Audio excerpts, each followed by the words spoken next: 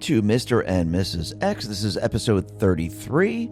And if you'd like to listen to Mr. and Mrs. X, you can sign up to Rumble Premium. With Rumble Premium, you get every single show on Rumble ad-free.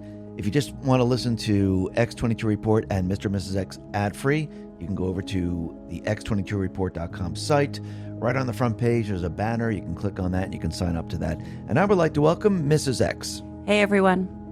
Now, today we could see that we are now heading towards the moon. Artemis 2 took off from NASA, and it's going to take them 10 days, I think, round trip to do this whole thing. Yeah.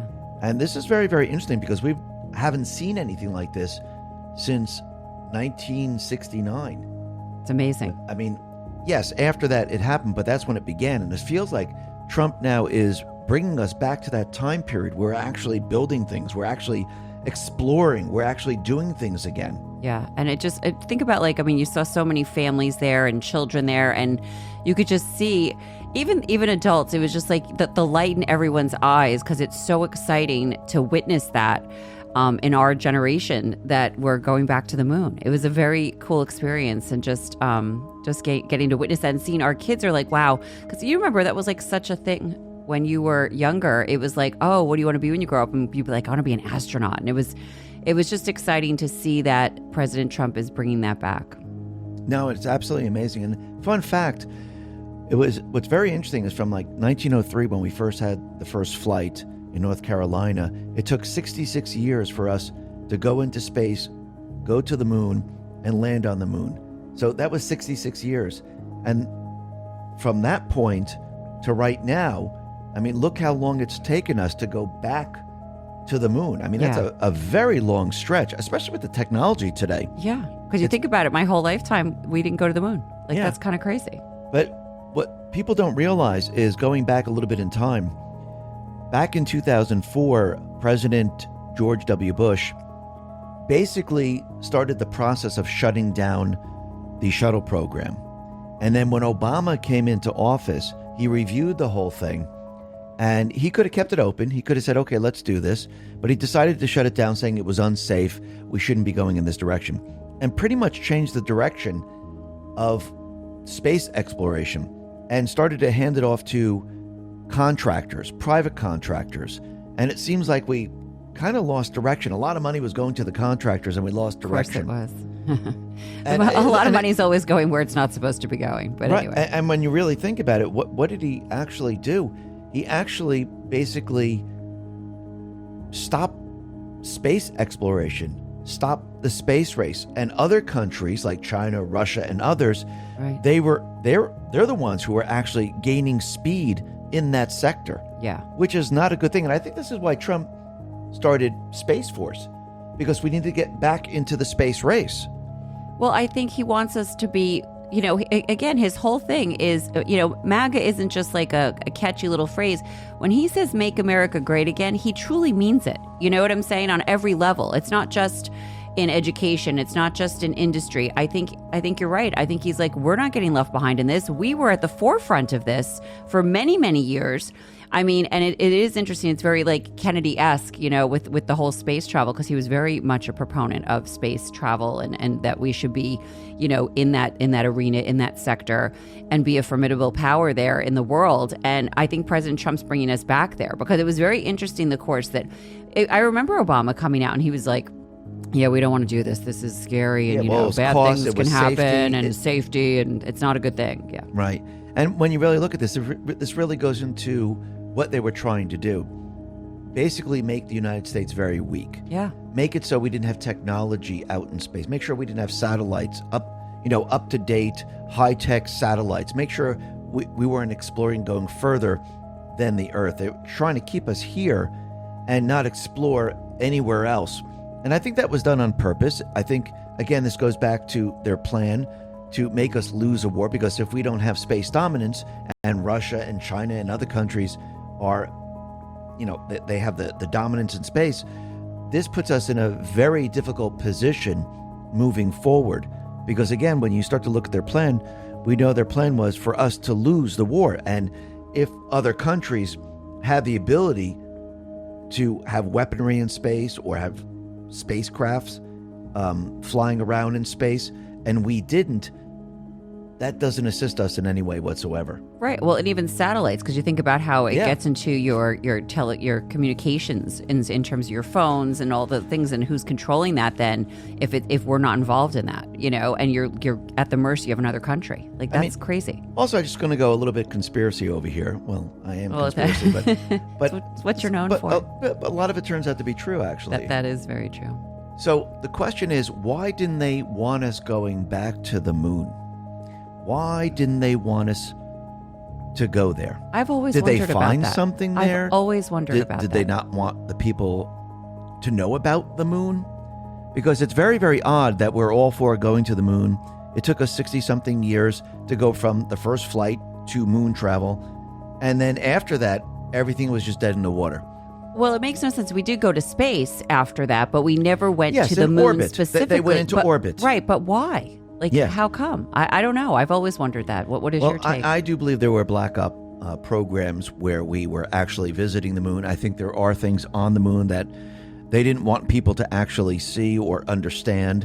And I think that they kept it a secret from the people of this country and the people of the world. And I think Trump now, once we go back to the moon, I think people are going to see maybe certain things that we might have believed were on the moon, but now we're going to find out that, yes, there are other things on the moon, maybe not from us, because they already admitted that they're aliens. Right. So if you start to take that into account, where they're saying, yes, there's aliens, yes, there's other life, other places, and we were kept from going to the moon for all these years, there has to be a reason why they were doing this. So maybe there's like artifacts or something, almost like the lost city of Atlantis, but on the moon. Well, you have to remember, Who we knows? only see one side of the moon. That's I mean, there's true. also the other side that we don't really see. Well, they're wrapping around the whole thing, aren't they? Going around the entire yes, moon? I do believe they are. I believe that's the I wonder if trajectory. I wonder if they're going to take pictures. I think they will take pictures. And what happens if we start to see things, and all of a sudden we start to realize, wait a minute, what's going on the moon? Maybe this is the first introduction to let us know something has actually been happening on the moon, and it's been kept a secret. It's an interesting theory, and it will be interesting what the results are of this trip. I think it was, like I said, I think it was such an exciting thing to witness this week and to see that. And I think, I know a lot of people had some issues with like, why are we going to the moon? Like, well, what's the point of that right now? We have other things to do, and we have elections to win. And yes, I believe all of that's important, but I think President Trump is juggling a lot of balls right now, and he. Like I said, I think he wants us great on every level, and he's not just focusing on one thing. I think there's many things that we have to get done, and he knows that one of the things that he has to push forward is this technology game in terms of the world powers, and we have to be on that stage with them. We have to be a part of this. We have to be present in this, and we can't waste any time. He has these 4 years. We have to go, and I think, yeah, we have all these other things going on, but this is equally as important because this is part of our future. Well, I mean, think about it. Take a step back and look at what they've done to the country, and look what they have stopped. And when you start to look at that, Trump, in a very short period of time, is bringing us back to where we should have been going way, way back. So they stopped the entire space program, pretty much. Yeah, they did. I mean, they really did. We haven't visited the moon. We haven't really, gone to Mars. We're way, way behind. They stopped all of this. So he's reversing that. He's out in Iran now. Everything they put in place to control the oil and to push terrorism across the globe, he's reversing that. Mm-hmm. Venezuela, he went in, removed that individual, gave the people the freedom. He has reversed that.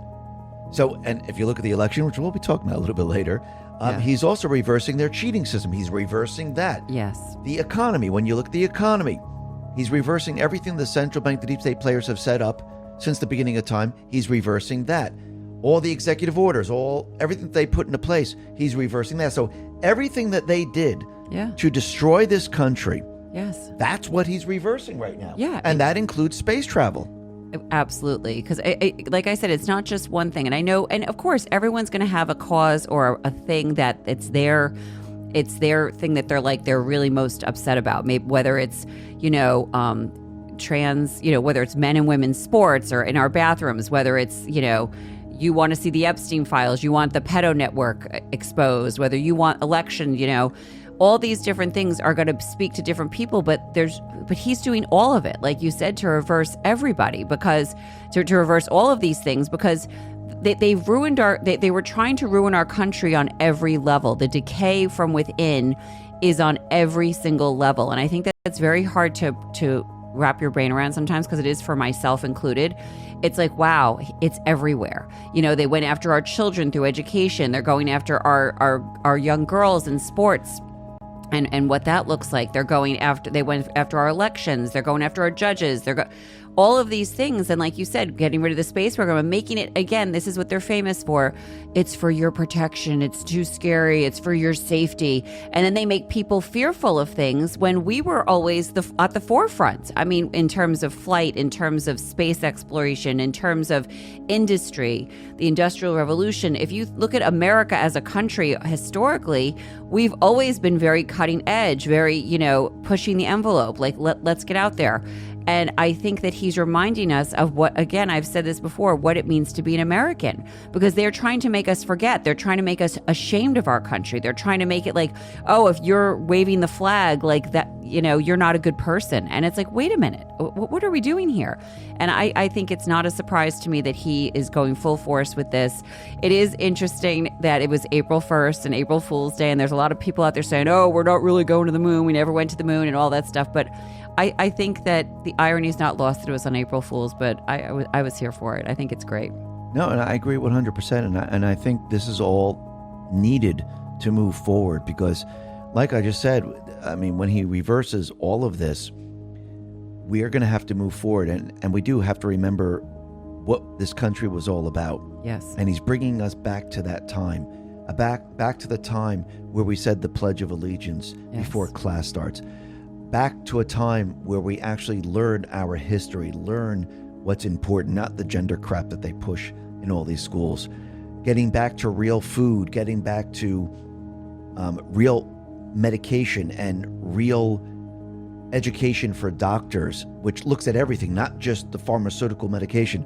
I think when we say he's reversing everything, he's bringing us back to a time before the deep state players took over our country and set us on a course where they wanted everything to go, especially even with colleges. I mean, we're going to get rid of a lot of these programs in colleges where there's no jobs for them whatsoever. They're just made up. Well, so I think we're going back to that time, and he's slowly but surely doing this. And I think he's also using the power of prayer and bringing, God back into the equation, because a lot of this and what these people have been doing is demonic. It is going after our children and this evil in the world and whatnot. And, he actually just invited everyone to come to the National Mall on May 17th for the National Day of Prayer. And I think that's a beautiful thing, because, he's reminding you what's important in life, and I think that's a... Well, I think a simpler way of putting it is he's bringing us back to our roots. Yeah.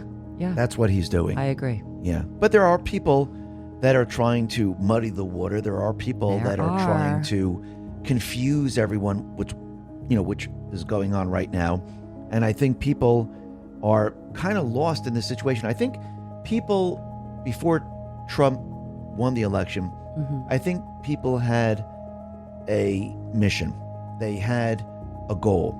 Get President Trump elected. Yes. And they went all out. They went out, they marched, they had their flags, they supported Trump. Everything that you saw was Trump. And then I think once he became president, I think what people thought was, oh, okay, he's president.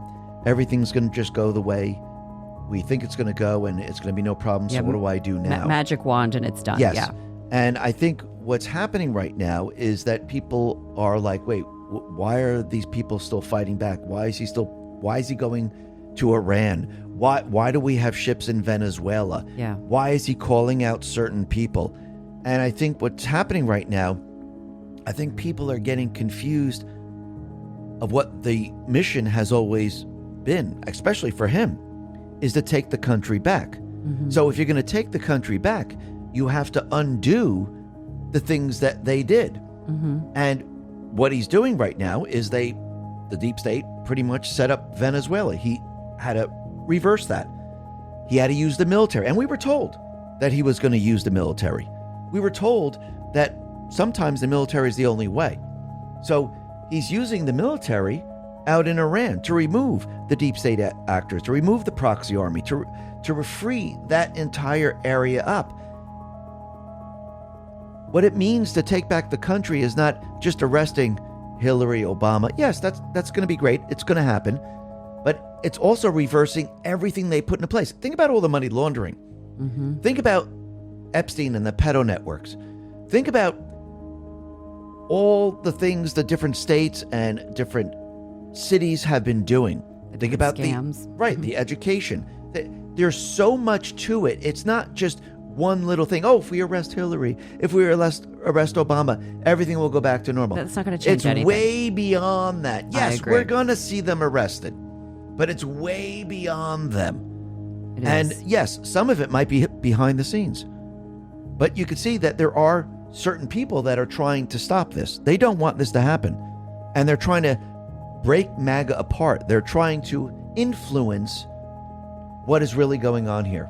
Well, I think that's what's been hard for a lot of people is Yes, some of I these agree. influencers who you thought you trusted. You were like, yeah, I'm behind their message, and they were on the bandwagon. And then all of a sudden you would see like they'd make a little comment or they'd say a little something, and you're like, wait a minute, I thought they were for President Trump. And then now that he's elected and doing these things, you're seeing these influencers come out in a very different way, and the masks are coming off and they're showing you who they really are. And, President Trump made a very interesting reference in his speech this week when he was addressing the nation.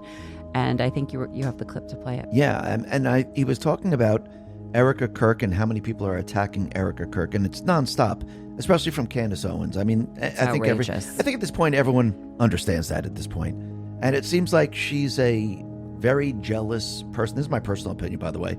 A very jealous person. For some reason, I feel like she was in love with Charlie, and she's angry that Erica married him. Erica had children with him.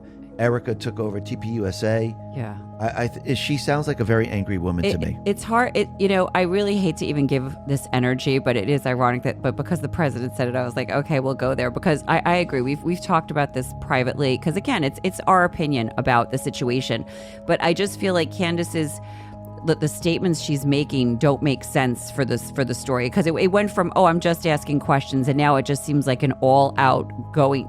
The way she's going after Erica Kirk is really unbelievable. Really, it's like kind of shocking. But anyway. Yeah, so I'll play the clip of what Trump said. Take a listen. Hello, darling. Wow, this is a good tape. I like that tape. You're doing well, right? Okay. I think you should sue him, but, I told her, you ought to sue somebody. They're so jealous of Erica. I said, you ought to sue their... I can say it, you're not allowed to say this. You have to be nicer. Sue their ass off. So he's letting everyone know that Erica should actually sue all those people that are defaming her, making up stories. There's no fact or anything behind it. And at this point, maybe she should, to shut it all down. Because, again, if she sues them, they're going to have to start to prove what they're saying is true. And this way it can come out. It's not the other way around. They're going to have to prove that, hey, listen, whatever you're saying, like whatever Candace is saying, whoever else is saying it, they're going to have to prove that they have the actual facts, they have actual documents, they have every single information. And then she gets to do discovery of who's giving it to her, where's it coming from? Is it truly facts? Is it backed up by anything? Or is it just all BS? I mean, they actually did. Someone put together this really funny video the other day about, like, we're getting really close, you guys, like, to finding out who killed Charlie. And she started that in October, I think, and she was still saying it up to a couple weeks ago in March. And it was just like, it's almost like a string along, because, she's made a lot of money off of, this journey that she's going on to try to find this out and accuse. And it's anyway, it was just interesting that the president called it out. I mean, like I said, I don't want to give it too much more energy than that, but it brings us to another one. Like we're saying, masks slipping. A very interesting article came out today. I think the president actually. Yeah, he put it out right? on New York Post by Douglas Murray, and it's titled "Deranged Tucker Carlson Backstabs Trump," which and Trump. He put on Truth Truth is, Social, yes. right? Yeah, Truth Social. So I find this very, very interesting because in the very beginning, like Tucker was never really MAGA. Candace is a flip-flopper. As soon as let me just go back a little bit. As soon as DeSantis came and said he's going to be running, we saw a lot of people flip-flop. One of them was Candace Owens, and she decided, you know what, I'm going with DeSantis now. I'm leaving Trump. And then all of a sudden, DeSantis said he was out of the race, and she came back to Trump. And now you can see she's completely bashing him over and over and over. Tucker, pretty much the same thing. He was never really MAGA. He's not a MAGA person, but he was for Trump. He interviewed Trump. And of course, several times. Yeah. Right. People have seen him on Fox, and, people were behind him. He has a very, very big following. And lately, he's been pushing Islam. He's been basically going after the Jewish people, pushing Sharia law, 100%. Doing soft interviews on people that support Marxism, support Stalin, support Sharia law and all that other stuff. Yeah. And he's giving them all a platform. It's giving them crazy. a platform, which I find very, very interesting. Very interesting. And it feels like things have changed. Now, I don't know if he's getting money from other places. I don't know if he's getting money from China or Qatar, but something has definitely changed. And basically now he's actually backstabbing Trump. He's taking it to the next level, which is very, very interesting. And Trump has called him out on it like once or twice before. Now he's actually retruthing it, saying that he's a backstabber, which I find very, very interesting on how all this is playing out. Now, I'm curious if these individuals, and again, Candace Owens has a very, very big following. Tucker has a very, very big following. Now, this could be coming from, of course, the deep state players and many other foreign entities where they're using these influencers to maybe manipulate the elections in a certain way. Yeah. And basically, maybe as we get closer and closer to the midterms, because you have to remember, the midterms are very, very important for the deep state players, because again, that gives them a lot of power. So if you get the biggest influencers, on X, on YouTube, on Instagram, and all these other places, and you have them say, listen, Trump is bad, Trump is bad, Trump is bad, don't listen to him. What I'm telling you is these are the people that I think should be in office. Mm-hmm. I think they're trying to split the vote. Oh, 100%. So this way the D's win. See, this is their strategy. It's always the end goal. Split the vote. So I'll use an example. Trump endorses these patriots. They say, oh, no, don't pick these Republicans. Pick these Republicans over here. Now, people might say, well, who should I believe? Should I believe Tucker, Candace, or should I believe Trump? Mm-hmm. Some people might believe Tucker and Candace. They might split the vote. And if you split the vote between the Republicans, what happens to the D's? Mm-hmm. Well, all of a sudden, the D could win somehow, some way. They have a chance. If they have a much more of a chance. If they add in their cheating. Yes, Trump is putting together a lot of countermeasures to stop the cheating. But again, this is another way that they try to pull this off. Yeah, well, because I think that's what it always happens. Like, they don't just do it one way, because they know already that President Trump has kind of messed up their plan with the cheating system, with the machines and with the all of that. So they're going to come at us in every way imaginable. And I don't think they're just going to come at us in one form, because they know that this is a crucial moment in history with the midterms, in terms of if it goes President Trump's way, they know it's going to be very hard to come back from that right now. It's going to be very difficult. No, and at this point, it seems like he saw where they were headed, and now he's calling them out on it and telling Erica to, sue all these people. Because once again, I think he's now prepping. He's always been prepping for the midterms, but now he sees where this is all headed. And there might even be other influencers that might all of a sudden, all for Trump, and then all of a sudden now they're against Trump. And it might be some big influencers going down the line. Oh, we don't know. And what's interesting, and I think one of the strong suits of President Trump's last campaign was he really unified the people. I mean, his rallies were unbelievable, when he was running for president in the last election. And I think that maybe he did say to Sue, and maybe he is calling out Tucker to get back to unifying the party, because There's no way he knows what's going on. He has a team that informs him. He's briefed every day on what's going on, what the pulse of the country is. He knows how important the midterms are. There's no way he doesn't know. And I think one of the things he is good at is unifying the party when he comes out, when he's at the forefront. I know he's doing a lot of other things, but I think he's calling out Tucker on purpose. And I think it's interesting that he called out Candace last night, or like the other night, I should say, the other night when he was speaking. And then he called out Tucker the very next day. Like that's very interesting to me, because I feel like that was very purposeful, because he knows these people are dividing the party. He knows it.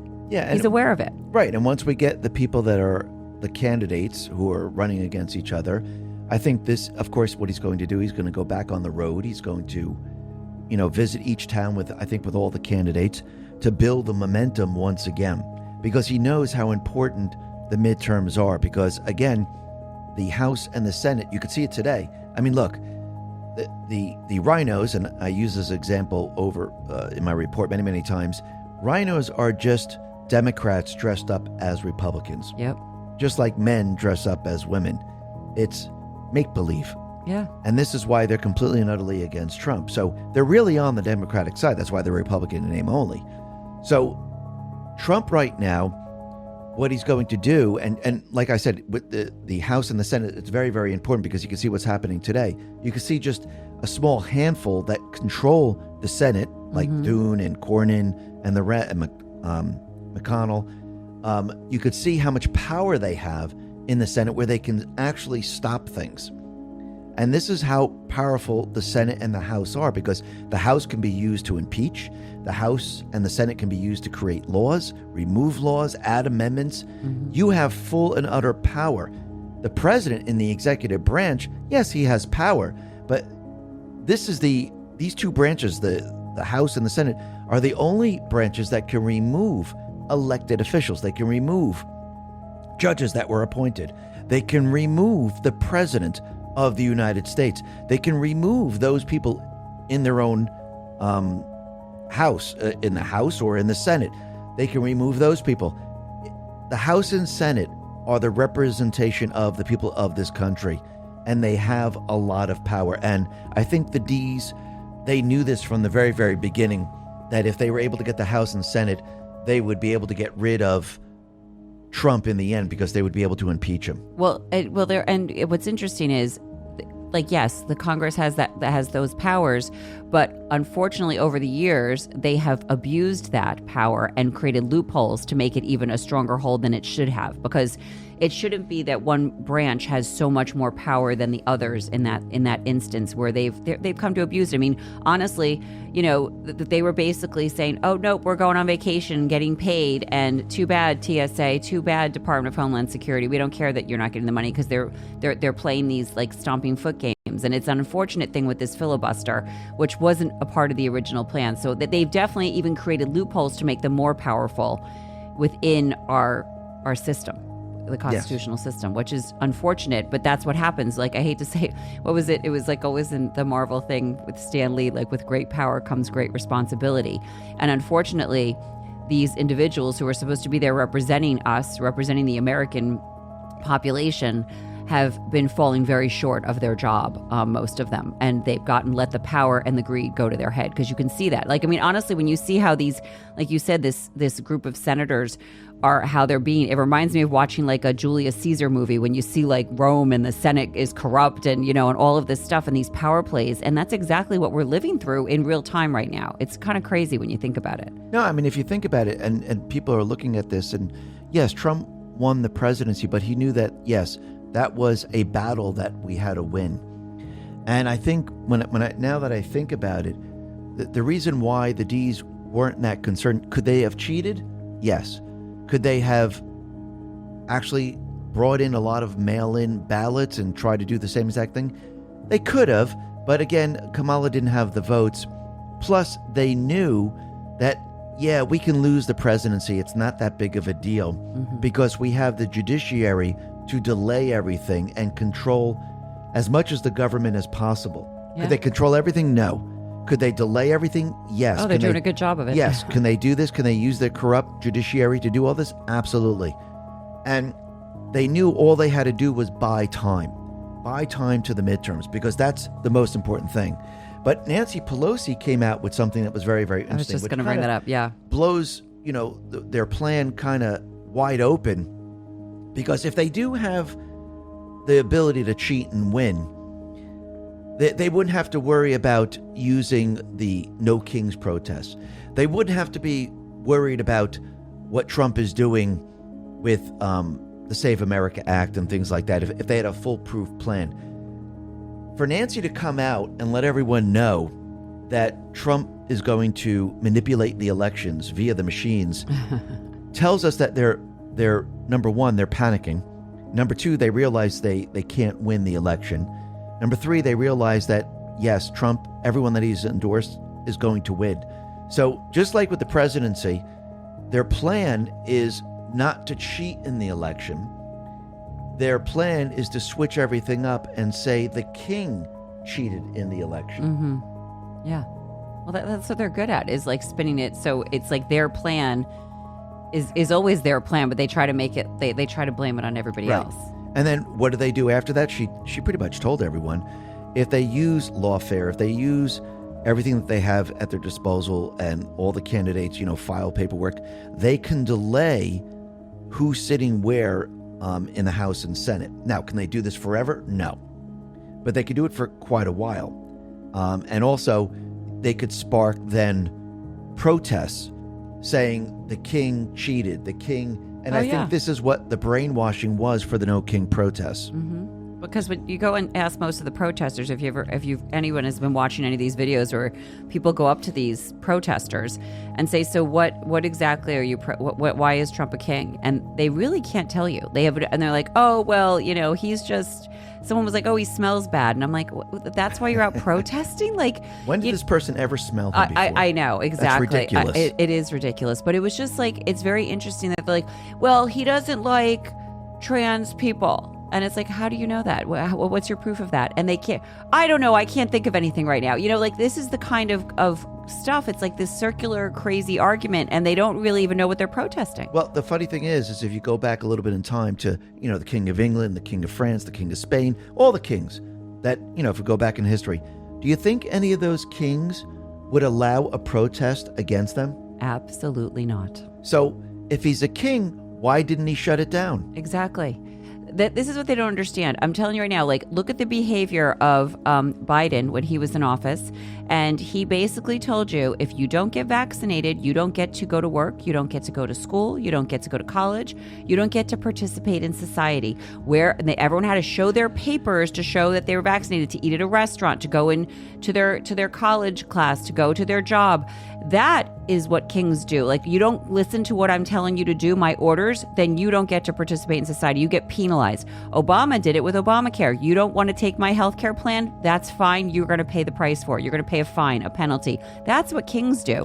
What has President Trump done that is like that? I mean, he for me, he follows the rule of law and Constitution. I think that's why people get frustrated, because they want him to do things quicker, but going through the rule of law and the Constitution, it takes time, like you're saying, and they know it. Like, and I think they also are starting to figure out that that's what he is trying to establish here, like going back to the Constitution and the roots. And I think that's why Pelosi and that whole group is seeing what he's doing, and they're like, okay, then we're going to use that against him and like delay things as much as possible, because they know he likes to follow rule of law, because he isn't a king, and they know it. I mean, this is what they always do, that they know he's not a king. They do this because it's catchy, it's whatever, and they're also brainwashing the public and for what right. is to come. Because again, if they say, yes, oh, look, a king, wants to stay in power, so he cheated in the election. Oh, yes, the king is trying to stop the protest. Yeah. You have to remember, BLM was a dry run.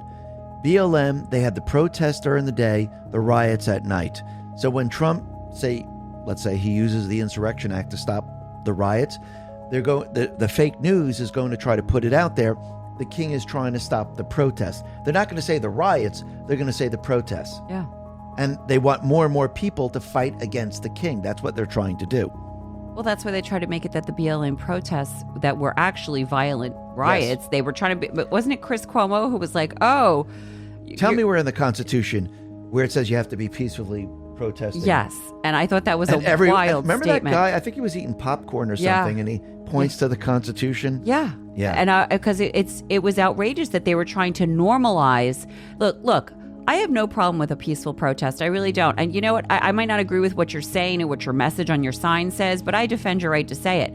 But when you start like throwing water bottles or, getting nasty with people or, spitting in people's faces or like getting in someone's face, that's where it stops being a peaceful protest, where it starts to just, or you're, and you get into that. And I that's the issue. But then when they were trying to normalize it, like, oh no, that's what a protest is. It's like, no, you can't gaslight us into thinking that. That is not what a peaceful protest is when people are getting violent like that. And, and they definitely have we've talked about this before, but they definitely have their ways of interacting with the crowd and others to make it, to escalate it so that it becomes something other than a protest, which it might have started out to be, but then it doesn't end up being that. Yeah, there's always a reason why they start to put all these things together. And this is why they're going to have more No Kings protests as we move forward, as we get closer and closer to the midterms. Because again, they're already putting out their entire plan of what they're planning to do here.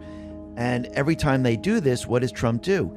He counters their cheating plan. Just like he just released an executive order saying that all mail-in ballots must go through the post office, they must have a barcode, and everything has to be tracked. Yeah.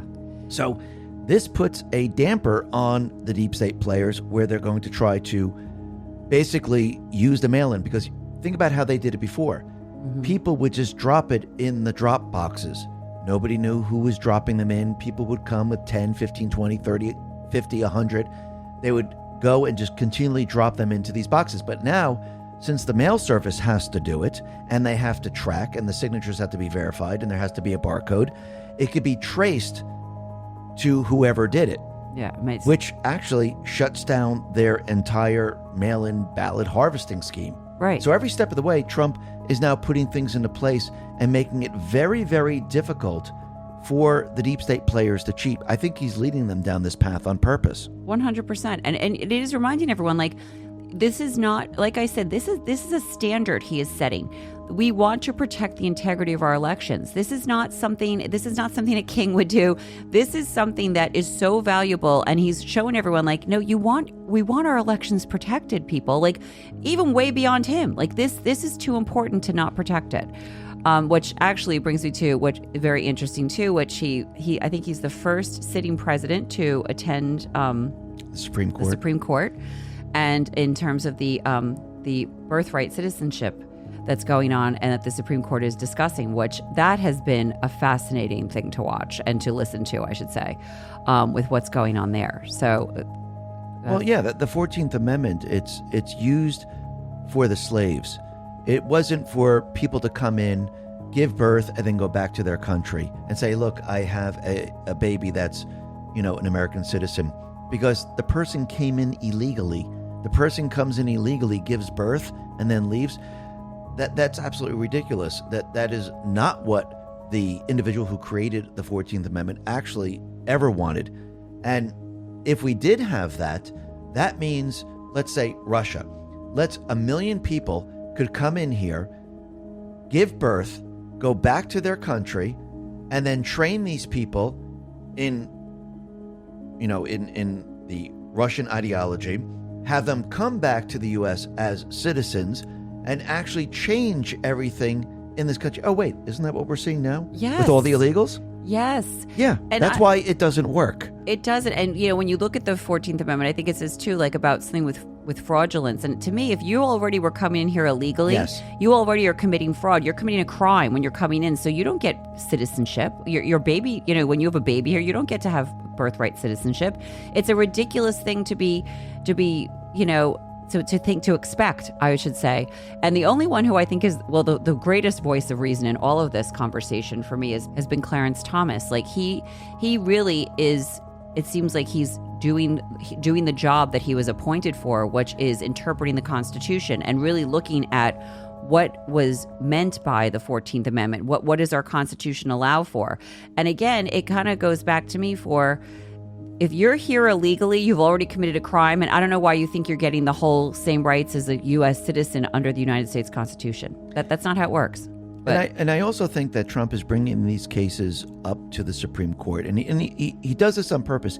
He wants the D's to sue because this way he can get a ruling either way. So, like Election Day, they ruled that, it's pretty much a one-day election. I mean, that's what the Constitution he's won says. almost all of them, these cases. Pretty much almost all of them. But again, when you get these final rulings, it really stops the D's in their tracks. And even like the tariff ruling, he used the IEEPA, one of the weakest tariff rules, because he wanted to get the dissent. And basically, Kavanaugh gave him the roadmap of what he needs to do to use the other tariff laws. So as people think it's a loss, it isn't. He actually won that. Same thing with birthright citizenship. Let's say the Supreme Court rules that no, this is what the 14th Amendment means. It means that yes, people can come in here, give birth, then leave, bring them back here, and that's okay. He brought this out into the public light. He's shown people that we have a problem, we have a loophole in our system. Yes. And this is why when we win the House and Senate, Congress then can take up that issue and create a law that shuts that down. Is it going to be perfect for the midterms right now? Absolutely not. Is he setting everything up for later on? Absolutely. Yeah. I mean, he's also bringing to light some of these Supreme Court justices who, personally, I think have no business being there, like Ketanji Jackson Brown. I think it's Ketanji Brown Jackson. Oh, whatever. Okay. Honestly, her argument was one of I actually listened to it and I was like, what did she even just say? Her thinking about it, about if her wallet was stolen in Japan, but it didn't even make sense. If somebody came up and stole the wallet, you'd have to abide by the law and you could be prosecuted under Japanese law. And she said that had to do with allegiance. Well, it doesn't. It has nothing to do with allegiance. It has to do with the laws of the country, that you're in that country as a visitor. Yes. And you broke the law. And you came up with a really good example for this. Well, I just was saying to you that if someone comes into your house and you have like certain house rules, like, whatever they may be, maybe it's like if you have people have their children that are teenagers and they let their kids drink, but you're like, not in my house, your kid's not of age yet. Maybe that's your thing because you feel very strongly about it. But that's your house rules. You have to respect those rules because it's my house. And if you don't like my rules, leave, and that's But it. you don't become a member of the household. No, you're not, you don't Your become, allegiance isn't to the household. No, but because you're just a guest in my home for that time and you're going to abide by my rules. It's like when someone goes on a visa. Well, like actually Marco Rubio brought up this argument too. He said, when you are given a visa to study abroad in our country, you are a visitor to our country. And we can revoke that at any time if you are not respecting the rules of our country. And that's what I think my point was, is just like if someone's a guest in your home and they're not acting accordingly, you might be asked to leave. And you're allowed to do that because it's my house, my rules. I don't understand why people think that they can just come over here, give birth, and of course, it's like me saying, I mean, obviously, I'm too old for this now, but I can't just go to another country, give birth, and say, oh, you know what? Now my baby's Italian because we were on Italy on vacation when I gave birth. Like, it doesn't make... no other country does this birthright citizenship stuff. And again, President Trump has said that, and it's like, this is common sense stuff. But then to hear a Supreme Court justice speak, I mean, I actually wasn't even understanding her point in relation to what was being discussed with allegiance to a country with your wallet getting stolen. It just reminded me of Kamala and how she talks about issues. Well, it's all DEI, that's why. And I'm just like, did they go to the same law school? This is law what they school? wanted to pack the Supreme Court with. All Ketanji Brown Jacksons, and even worse. I can't believe I mixed up her name. We actually, ironically, we saw her speak live at our son's college graduation commencement. That was something. But anyway, I'm not impressed with her. That's all I'm saying. It wasn't even just in this instance. I haven't been impressed with her in a long time. But like, you're right. These are the kind of people that they want holding office, that are holding these positions of high power. And really, they're morons. I'm sorry. And they are not leading us down the right path for what our founding fathers wrote in the Constitution. I'm sorry. You're the Supreme Court justice. That's our highest court of our land, interpreting our Constitution. Your job is way too important to be at that level. I don't know. Like I see why President Trump says these low IQ people, because there's no other word for it. It's like I don't even know how she got, well, I do know how she got where she is, but it wasn't by her, by merit, in my opinion. I think I don't know if her and Kamala went to the same law school, but wow. Yeah. And again, everything that Trump is doing is, yes, he's trying to secure the elections as best he can for the midterms. Is it going to be perfect? Absolutely not. But remember, Nothing's ever perfect. But he always has a long-term plan. I think what he wants to do long-term, and this is why he wants these cases in the Supreme Court, because he wants everyone to see what needs to be fixed. Yes. So if he doesn't agree. get the Supreme Court ruling, this is what needs to be fixed. This is why he's doing this. It's being done on purpose, so we know what to fix and to secure everything else that he couldn't do on his own. Right. And this is why he's doing it. And this is how important the midterms are. Yes. And this is why he's been, every step of the way, creating executive orders and actually bringing the deep state players, the Ds, down a path where it's actually exposing them. He wants them to say, this is what we're going to do next. He wants the people to hear it, and he's pushing them to do this. And that's why Nancy Pelosi, I do believe, came out and pretty much said what she said. Yeah, because where has she been? And it always when they take certain people out of the woodwork to make their big, profound statement, it's definitely because they're nervous. I agree with you on that, and that they're letting you know, like, okay, this is what's going to happen, and you have to be because they always like to tell you what they're doing too, and that's their way of doing it. Absolutely, and I do believe as we get closer to the midterms, I think the people are going to see him go around, campaign. He's going to endorse the people, and the people are going to be with him because the Iran mission will be over by that time. Yeah. Oil is going to be coming down. Things are going to be looking pretty darn good as we get closer and closer to the midterms. And again, you're going to see the economy really improve. So I think the people are going to be completely on his side at that point in time. Yeah, well, like we said, I mean, we can't say it enough. Midterms are hugely important. Look to who he's endorsing and just keep that in mind as we go forward. Absolutely. Listen, everyone, thanks a lot for listening to Mr. and Mrs. X. And if you want to listen to Mr. and Mrs. X, again, join up to Rumble Premium, and you can watch every show ad-free, or go over to x22report.com. There's a big banner on the front. You can sign up to the secure server there. Thank you very much. Thanks for listening, everyone. We appreciate it.